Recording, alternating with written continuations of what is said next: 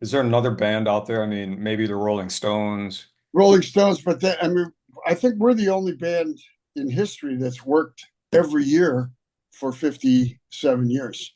Wow. Yeah, every year. We never, even COVID, we didn't take a year off. Is that right? There was like a 15-month period, but we worked during those calendar year. We still have kept our record together of playing every year nonstop. Yeah.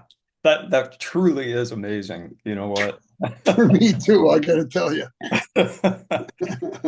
So but do you guys Yeah.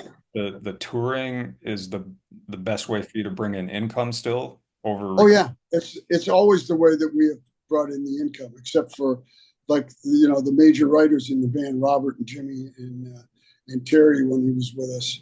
They and Cetera, of course, and other guys that have come in and out of the band. They still get money from writing uh, royalties, Sure. and so I'm still getting paid on songs that I wrote in the '70s. We're very fortunate because the legacy of our band is with an audience that are used to actually buying music. So many people are expectant they're expecting to be able to get whatever you put out there for free, and don't really realize how much it costs to just put it together, Yeah. to record it, to get all those guys in the studio and mix it down, master it, and all those things. That costs money. Yeah. It's not, we don't do it for free. Yeah. So, hopefully you can make it back and at least break even. Yeah. Yeah.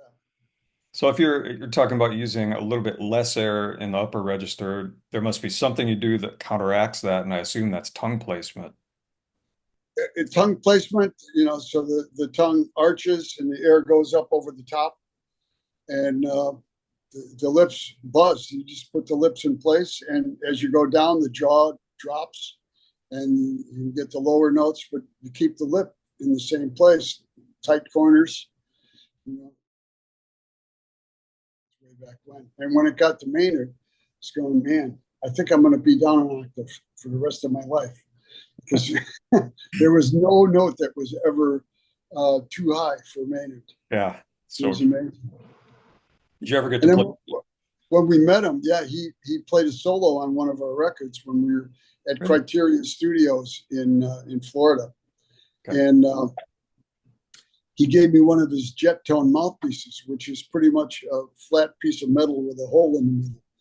And at that time, I couldn't get the concept of actually even being able to get a sound out of it.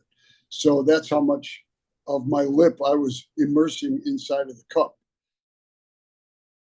Uh, Playing on stage,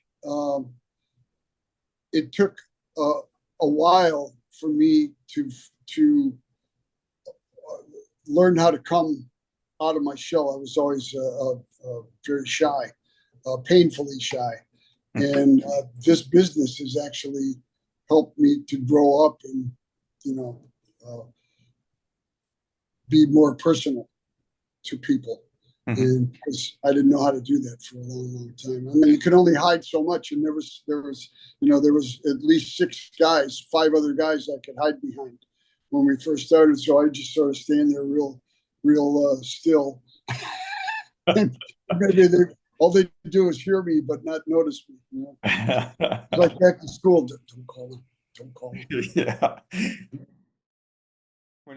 When you're at home versus when you're on the road, I'm kind of curious if there are different routines there. Uh, Not really. Not really. I check out a bunch of YouTube stuff. Wayne Bergeron, Arturo Sandoval, uh, uh, just various guys giving little ideas and techniques, and then I'll try that for a while. But that's So right. have you ever played a show when your chops just weren't working? And what did you do if that happened? Keep going. Yeah. Take some stuff down an octave. Do whatever you got to do to get through the show, and probably force things too much. But once you're on, you got to keep going until it's over. So you do the best you can, and It's amazing how many people in the audience actually don't know uh, if you miss a note or not. Hmm. I do. I'm, hypersensitive, as you probably are as well. And anybody who plays an instrument, once they make a mistake, they go, I think everybody heard that, you Yeah. know. And it's amazing how many people don't actually realize that you have missed a note. They think you might have, done that on purpose, and that's the way it's supposed to sound. Yeah. But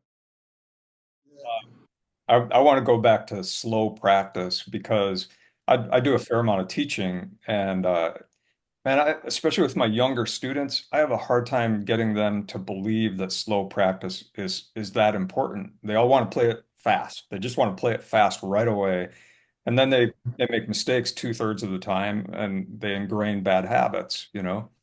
yeah, Um, and if they make the mistake, have them play whatever it is they're playing with the metronome. And if they make a mistake and can't play it evenly, they have to take it back 3 clicks and then start there. And if they make mistakes there, take it back 3 more more. clicks Yeah. until you can play it evenly without a mistake all the way through, and then take it up 1 click. How about younger players today? Would you have any advice for them if they wanted to make a career in music, whether it's commercially or as a soloist or anything? What would you tell them? Well, I mean, first you have to have the passion for it, or it's gonna. If you don't have that going in, this is a tough business, as any business is really.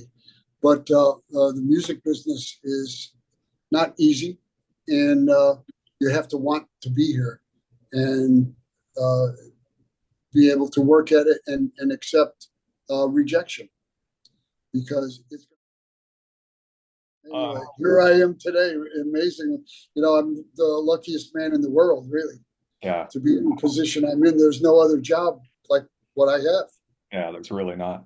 Yeah, You know, a lot of the guys that play rings around me would love to be in this position. It's just I'm the one that's here, yeah, so I try to make the best of what I have.